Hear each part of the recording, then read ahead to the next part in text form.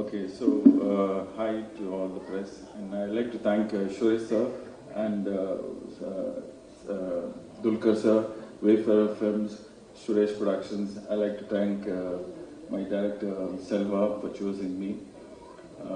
First வாட்டி நாங்கள் வந்து around third day fourth day something செட்டுக்கு போன உடனே கொஞ்சம் லோக்கலாகவே பேசிடுறேன். பேஜராக இருந்தது அப்படியே அந்த செட்டை பார்த்த உடனே ஐயோ ஐயால இப்படி இருக்கா அப்படின்ட்டு. So I was very happy about that. அதுவே எனக்கு வந்து ஒரு உற்சாகத்தை கொடுத்தது. ப்ளஸ் எடிட் ரூம் வந்து ஃபஸ்ட்டு சீன் எடிட் பண்ணுறேன். டிக்யூ சாரோட என்ட்ரி தான். அது பார்க்கும்போது I was like I was like, அதெல்லாம் பேசுறது இல்லை புரியுதுங்களா. I was like, oh God, this is too much. This is very good. அப்படின்ட்டு amazing performance to the next level, peak. Dulkar sir கொஞ்ச நேரம் அப்படியே தள்ளி அந்த சீன் எடிட் பண்ணிட்டு போகிறேன். பார்த்தோன்னா ஹீரோயின் பின்னாடியிலேருந்து வராங்க. ஹீரோயின் இன்ட்ரடக்ஷன் ஃபர்ஸ்ட் டைம் நான் பார்க்குறேன். I fell in love with that character. எனக்கு தெரிஞ்சு எல்லாரும் all of you will fall in love with that character around the world. I think Simran madam ஒரு ரவுண்ட் போயிட்டு வந்தாங்களா பெருசா, அந்த மாதிரி அவங்க போயிட்டு வராங்க. அது ஒன்று. ரெண்டாவது ராணா சார் பற்றி சொல்லணும். ஒரு மாதிரி டிஃப்ரெண்ட்டாக ட்ரை பண்ணியிருக்காரு. செகண்ட் ஹாஃப் ஃபுல்லாக பார்த்தீங்கன்னா அவர் தான் ஹோல்ட் பண்ணுறாரு ராணா சார். அது ஒரு மாதிரி டிஃப்ரெண்ட்டாக பெர்ஃபார்ம் பண்ணியிருக்காரு.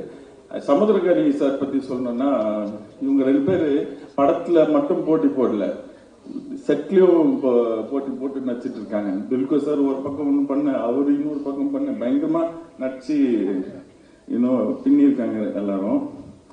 டைரக்டர் பற்றி சொல்லணும்னா சொல்கிறேன். யூஸ்வலாக வந்து நிறைய இன்டர்வியூஸில் கேட்பாங்க, இந்த மாதிரி இன்டர்வியூஸில் தான், தனிப்பட்ட இன்டர்வியூஸில் தான் நான் அதிகமாக பேசுறது. இந்த மாதிரி பேசுனதே கிடையாது. தனிப்பட்ட இன்டர்வியூஸ்லாம் கேட்பாங்க, சார் உங்களுக்கு இது வரைக்கும் நீங்கள் பண்ண படத்தில் எது சார் ரொம்ப கஷ்டமான படம் அப்படின்னு கேட்பாங்க. நான் வந்து mostly all films R the same only அப்படின்னு தான் சொல்லுவேன். ஆனால் இன்னைக்கு யாராவது அந்த கேள்வி கேட்டிங்கன்னா நான் வந்து காந்தா படம் தான் சொல்வேன். ஏன் தெரியுமா? ஏன்னா எடிட் பண்ணி 6 மாதம் வச்சு செஞ்சார் என்ன. அதுல என்னன்னா என்ன விஷயம்னா, இல்ல என்ன குட் வே, நல்ல ஒரு விஷயத்துல தான் சொல்றேன். ஏன்னா படம் நல்லா வரணுன்றதுக்காக தான்.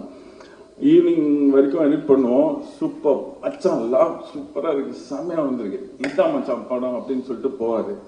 அத்தனை நாள் காலைல பார்த்தா ஒரு பேப்பரு, ஒரு 2-3 பேப்பர் இருக்கும். அந்த பேப்பரை பார்த்த உடனே எனக்கு வந்து வடிவேல் ரியாக்ஷன் தான், ஐயோ ஐயோ புத்ரா அப்படின்ட்டு.